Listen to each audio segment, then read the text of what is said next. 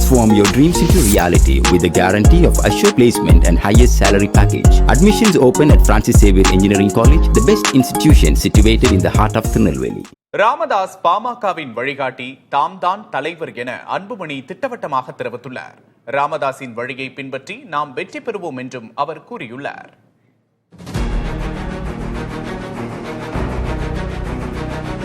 பாமக நிறுவனர் ராமதாசுக்கும் அவரது மகன் அன்புமணிக்கும் இடையே ஏற்பட்ட கருத்து மோதல் தற்போது பகிரங்கமாக வெடித்துள்ளது. இந்நிலையில் சென்னை சோழிங்கநல்லூரில் 2வது நாளாக பாமக நிர்வாகிகளுடன் அன்புமணி ஆலோசித்தார். கூட்டத்தில் கட்சியின் பொதுச் செயலாளர் வடிவேல் ராமணன், பொருளாளர் திலகபாமா, தருமபுரி சட்டமன்ற உறுப்பினர் வெங்கடேஸ்வரன் உள்ளிட்டோர் கலந்து கொண்டனர். கூட்டத்தில் உரையாற்றிய அன்புமணி, ராமதாஸ் தான் குலதெய்வம் என்றும் அவர்தான் தங்களுக்கு வழிகாட்டி என்றும் கூறினார். கட்சியில் இருக்கும் சிறிய குழப்பங்கள் சரியாகிவிடும் என்று கூறிய அவர், ஆனால் சிறப்பாக செயல்படுபவர்களை மாற்ற வேண்டும் என்ற அவசியம் இல்லை என்றும் குறிப்பிட்டார். ஐயா நம்முடைய குலசாமி, குலதெய்வம்.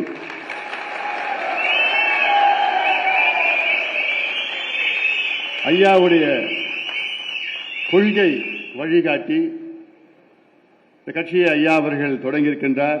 45 ஆண்டு கால உழைப்பு, தொலைநோக்கு சிந்தனை, அந்த வழிகாட்டுதல் சமூக நீதி, ஜனநாயகம், சமத்துவம், கல்வி, சுகாதாரம், மருத்துவம், வேளாண் வளர்ச்சி, நீர் மேலாண்மை, சுற்றுச்சூழல் பாதுகாப்பு எல்லாம் அவர்கள் நமக்கு கற்றுக் கொடுத்தது. கட்சி நிர்வாகிகள் தைரியமாக இருக்க வேண்டும் என்று கேட்டுக்கொண்ட அன்புமணி, விரைவில் மாநிலம் முழுவதும் நடைபயணத்தை தொடங்க உள்ளதாகவும் தெரிவித்தார். கட்சியிலிருந்து யாரையும் யாராலும் நீக்க முடியாது என்றும் குறிப்பிட்டார். இதற்கிடையே ராணிப்பேட்டை பாமக கிழக்கு மாவட்ட செயலாளராக லோகநாதன் நியமிக்கப்படுவதாக ராமதாஸ் அறிக்கை வெளியிட்டார்.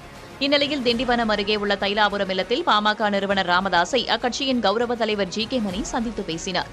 பின்னர் செய்தியாளர்களிடம் பேசிய அவர், ராமதாஸ் மனமாற்றத்திற்கு சற்று இறங்கி வந்துள்ளதாகவும் சமாதான முயற்சி வெற்றியடைய விரும்புவதாகவும் கூறினார். ஐயாவும் கொஞ்சம் அப்படியே இருந்தால் கொஞ்சம் கீழே இறங்கியிருக்காரு. சரி பார்க்கலாம் அப்படின்னு நிலைமைக்கு வந்திருக்காரு. ஓரளவு அதே மாதிரி அவர்கிட்டையும் பேசி வந்தாலும் சீக்கிரம் ஒரு நல்ல நிலைமை எட்டுன்னு எதிர்பார்க்குறோம். கட்டாயம் ஒரு முடிவுக்கு வரணும், வந்தால் தான் எதிர்காலம் எங்களுக்கு.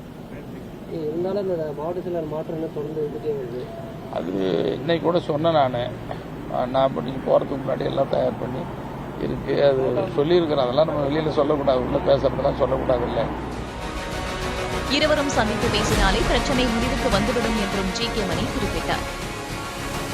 Transform your dreams into reality with the guarantee of assured placement and highest salary package. Admissions open at Francis Xavier Engineering College, the best institution situated in the heart of Tirunelveli.